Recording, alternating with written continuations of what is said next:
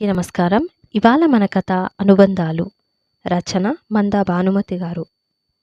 ఇది 3వ భాగం. ఆ సాఫ్ట్‌వేర్‌లో పడి రాత్రింపగళ్ళు వాయించుకోవడం నా వల్ల కాదు నీలాగా అంది కాంతి నిష్ఠూరంగా. అదే మరి సాఫ్ట్‌వేర్ అంటే అంత చులకన అందరికీ. అదిచ్చే డబ్బులు మాత్రం కావాలి. చిన్న పిల్లలకి ఇది కీబోర్డ్, అది సీపీయూ అని చెప్పుకోవడం కూడా ఒక జాబేనా? ఇంకా వెతుకుతూనే ఉన్నాడు సుధీర్. నాకు డబ్బు సంపాదన మీద అంత మోజు లేదన్నా. పబ్బులు, సెకండ్ షోలు నా వంటికి పడవు. చిన్ని చిన్ని పిల్లలతో కాలం ఎలా గడుస్తుందో తెలీదు. పైగా 9-3 వరకు. ఆ తర్వాత మనిష్టం. ఇంతకీ దేనికిరా నీ వెతుకులాట? కాంతికి తిక్కగా ఉంది. అసలా స్కూల్లో ఎంట్రీ దొరకడమే గగనం. తను ఎంతో సంతోషంగా ఉంటే వీడు నీళ్లు పోసేస్తున్నాడు.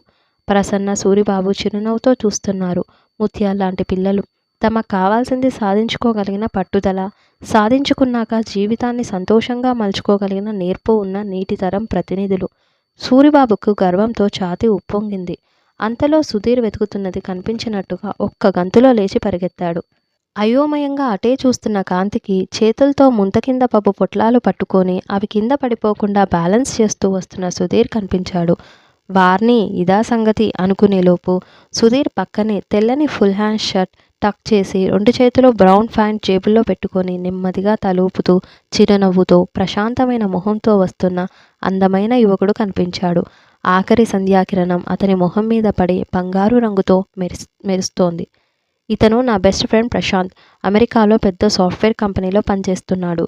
పరిచయం చేస్తుండగా చేతిలో పొట్లాలు కింద పడబోయి కాంతి చటుక్కున లేచి 2 చేతులు చాపి పట్టుకుంది. సూరిబాబు, ప్రసన్నలు కూడా లేచి నిల్చున్నారు సందిగ్ధంగా చూస్తూ. ప్రశాంత్ చెక్కుచెదరని చిరునవ్వుతో నమస్కారం చేశాడు. ఓర్ని ఇంత కుట్ర పన్నావురా మనసులోనే అనుకుంటూ ముంత కింద పప్పు పొట్లాలతోనే నమస్కారం చేసింది కాంతి. ప్రశాంత్ నాకు ఇంటర్ నుంచి క్లాస్మేట్.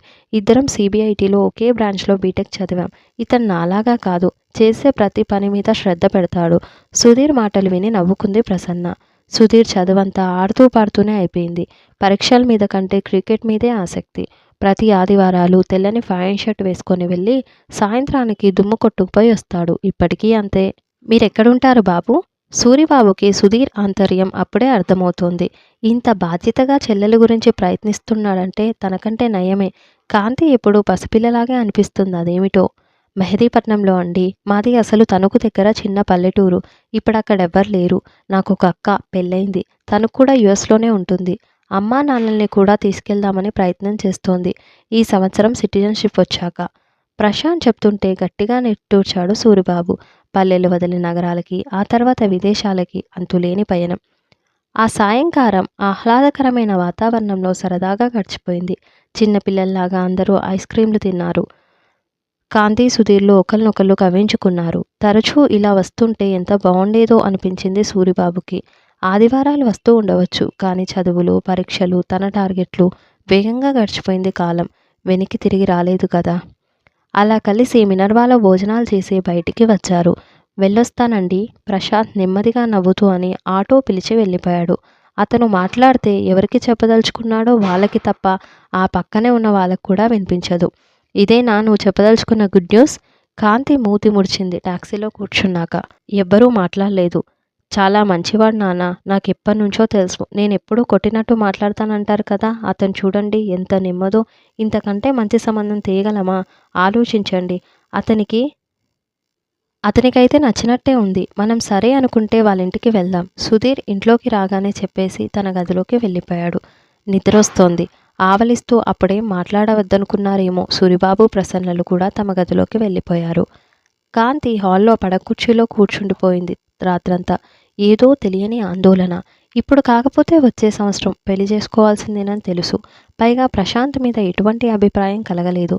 అసలు ఒక్కసారి కలుసుకోగానే ఎటువంటి వాళ్ళో ఎలా తెలుస్తుంది ఎవరికైనా? జీవితమంతా కలిసి జీవించవలసిన వ్యక్తిని 1 గంటో 2 గంటల్లో మాట్లాడి తల విదిలించింది కాంతి. అసలు తనకిప్పుడు పెళ్లి చేసుకోవాలని లేదు.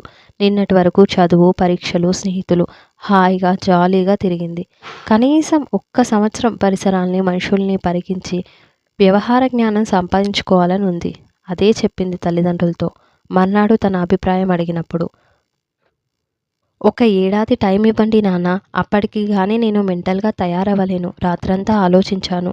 అది కాదమ్మా, అన్నయ్యకి బాగా తెలిసినవాడు. ఒక్కసారి వాళ్ళ ఇంటికి వెళ్ళి పరిస్థితులవి చూసొద్దామని సూరిబాబు నచ్చచెప్పబోయాడు.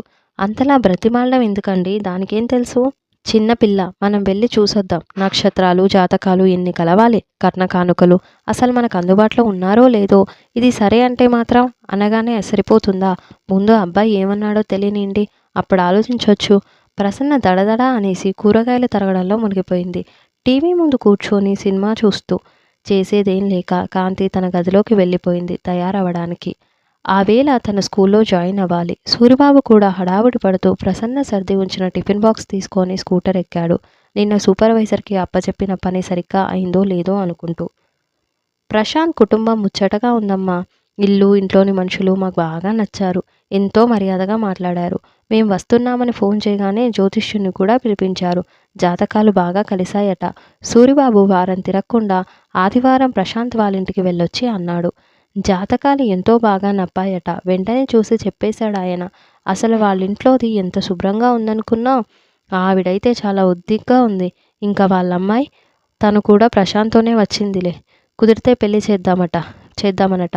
అస్సలు భేషణం లేదనుకో. అంత పెద్ద చదువులు చదివి, నీకు తెలుసా అహ్మదాబాద్ ఎంబీఏ అట. ఆపకుండా 5 నిమిషాలు చెప్పింది ప్రసన్న. ఆవిడ గొంతులో దాచుకుందామన్నా దాగని ఆనందం. కాంతి ఆశ్చర్యంగా చూసింది. ఇదేంటి ఇంత తొందరగా? తనకి కనీసం మాట మాత్రమైనా చెప్పకుండా. నిజమేరా, నీకు చెప్పలేదు. నువ్వు నచ్చావని ప్రశాంత్ చెప్పగానే సుధీర్ తొందర పెట్టేశాడు. అతడు 3 వారాలు సెలవు మీద వచ్చాడట. నువ్వు కాకపోతే ఇంకొకరు ఇప్పుడు పెళ్లి చేసుకొని పంపిస్తారు. అందుకని సూరిబాబు నెమ్మదిగా నచ్చచెప్పాడు.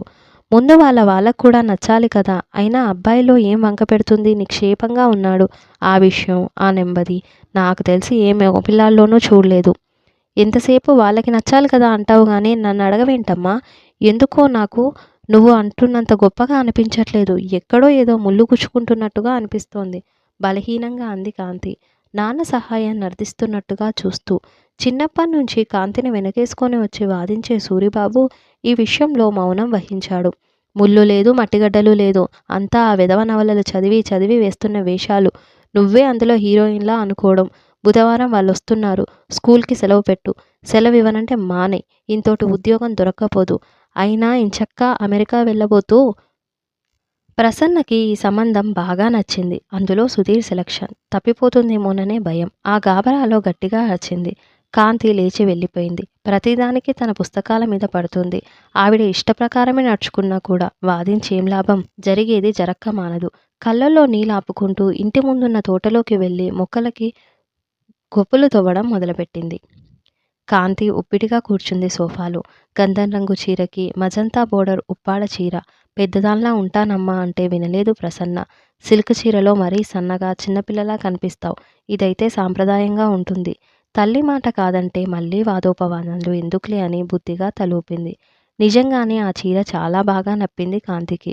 చెవులకు కెంపుల జూకాలు, మెల్లో కెంపుల లాకెట్ ఉన్న జిగినీ గొలుసు, నాయనమ్మ వారసత్వం. శరీరపు రంగులో కలిసిపోయిన చీర, బుగ్గల్లోని రంగుని ప్రతిబింబిస్తున్న అంచు. వింత కాంతితో వెలిగిపోతోంది కాంతి మొహం. తృప్తిగా తలూపుతూ సైగ చేసుకున్నారు ప్రశాంత్ వాళ్ళ అమ్మగారు, నాన్నగారు. ప్రశాంత్ చాలా హుందాగా ఉన్నాడు. ఎప్పుడూ ఫుల్ హ్యాండ్ షర్ట్ టక్ చేసి వేస్తాడు. అదే చిరునవ్వు, అదే ప్రశాంతత. తనకి ఎందుకో సహజంగా అనిపించట్లేదు. కాంతికి తన మనస్థితి తనకే అర్థం అవ్వట్లేదు. అందరికీ అంత బాగా నచ్చినవాడు తనకెందుకు సదభిప్రాయం కలగట్లేదు? చేతులు రెండూ కలిపి ఎవరికీ తెలియకుండా వేళ్లతో నొక్కుకుంటూ ఆందోళనగా ఆపుకుంటోంది కాంతి. ఎవరూ తనకి నచ్చిన వాళ్ళకి పరిచయం చేయలేదు. నా పేరు వందన, ప్రశాంత్ అక్కని. ఎందుకు టెన్షన్? స్నేహంగా కాంతి పక్కన కూర్చొని భుజం మీద చేయి వేసింది వందన. 30 ఏళ్లుంటాయి. గులాబీ రంగు పంజాబ్ డ్రెస్లో గులాబీ పువ్వులాగే ఉంది. కాంతి చేతులు విడదీసి బిడియంగా నవ్వింది. వందనే సంభాషణ మొదలుపెట్టింది. కెరియర్ ఏం చేద్దామనుకుంటున్నావు? గోల్డ్ మెడలిస్ట్వి కదూ? ఇంకా ఏం అనుకోలేదండి. ప్రస్తుతం స్కూల్లో. అమ్మో, కెరీర్ తనకు అది ఆశే లేదు. అందరూ అదే మాట. కాంతికి ఊపిరాడనట్టుంది. అవునవును, ప్రశాంత్ చెప్పాడు. అంటే యుఎస్ వెళ్ళాక ఏం చేద్దామని? వందన మాటలకు అయోమయంగా చూసింది కాంతి. అంటే తను నచ్చిందా? కాళ్ళలోంచి వణుకు మొదలైంది. ప్రశాంత్ వాళ్ళ అమ్మగారు చిరునవ్వుతో సోఫాలోంచి లేచి వీధి తలుపు దగ్గరికి నడిచింది. ఆవిడకి గడపలు అలవాటు లేదేమో, చూసుకోకుండా వీధి గుమ్మానికి ఉన్న పూర్వకాలపు పెద్ద గడప తట్టుకొని ముందుకు పడబోయింది. మోకాలు నేలకు తగిలినట్లుంది. అమ్మా అని అరిచింది. కాంతి, వందన, సూరిబాబు వెంటనే లేచి తలుపు దగ్గరికి వెళ్లారు. వందన తల్లిని లేపి నిల్చోబెట్టింది. ఆవిడ కాంతి మొహం మీద ఒక చెయ్యి వేసి ఇంకో చేత్తో వందనని పట్టుకొని కుంటుకుంటూ లోపలికి వచ్చింది. నెమ్మదిగా సోఫాలో కూర్చోబెట్టారు. ఇప్పుడు వీధిలో నీకేం పని? కింద మీద చూసుకోవద్దు. ప్రశాంత్ నాన్నగారు అప్పుడు లేచొచ్చి ఆవిడ చెవిలో అన్నాడు. కారులో చీర ప్యాకెట్ ఆయాసపడుతూ అంది ఆవిడ. సూరిబాబు వెళ్ళి చెప్పినట్టున్నాడు. ప్రసన్న గబగబా లోపల నుంచి వచ్చి మంచినీళ్ళు తాగించింది. అయ్యయ్యో, నన్ను పిలిస్తే నేను కూడా వచ్చేదాన్ని కదా వదినగారు. ఎంత పనయింది నొచ్చుకుంటూ అంది ప్రసన్న అప్పుడే వరసలు కలిపేస్తూ. ప్యాకెటే కదా, నేను తీసుకొస్తాను మమ్మీ. అంతా కంగారే నీకు. ప్రశాంత్ మెల్లగా నడుచుకుంటూ వెళ్ళి కారులోంచి ప్లాస్టిక్ సంచి తెచ్చిచ్చాడు. బెనికిందేమోనమ్మా, ఇంటికెళ్ళి చూస్తేనే గాని తెలీదు. పోనీ లోపలికెళ్ళి చూద్దామా? వందన తల్లి మోకాలు ఒత్తుతూ అంది. రండి, ఐస్ కాపడం కూడా పెడదాం, వాపు లాగేస్తుంది ప్రసన్న అంది సందేహంగా చూస్తూ. చనువు తీసుకోవట్లేదు కదా? నిజమే మమ్మీ, పద లోపలికి. వందన నెమ్మదిగా తల్లిని లేపి కాంతి గదిలోకి తీసుకెళ్ళింది. మంచం మీద పడుకోబెట్టి చీర కొంచెం లేపి బెలూన్లా ఉబ్బింది మోకాల దగ్గర. ఇంతటితో ఈ భాగం సమాప్తం. ఈ వీడియో మీకు నచ్చినట్లయితే లైక్ చేయండి, షేర్ చేయండి, ఛానల్ని సబ్స్క్రైబ్ చేయండి.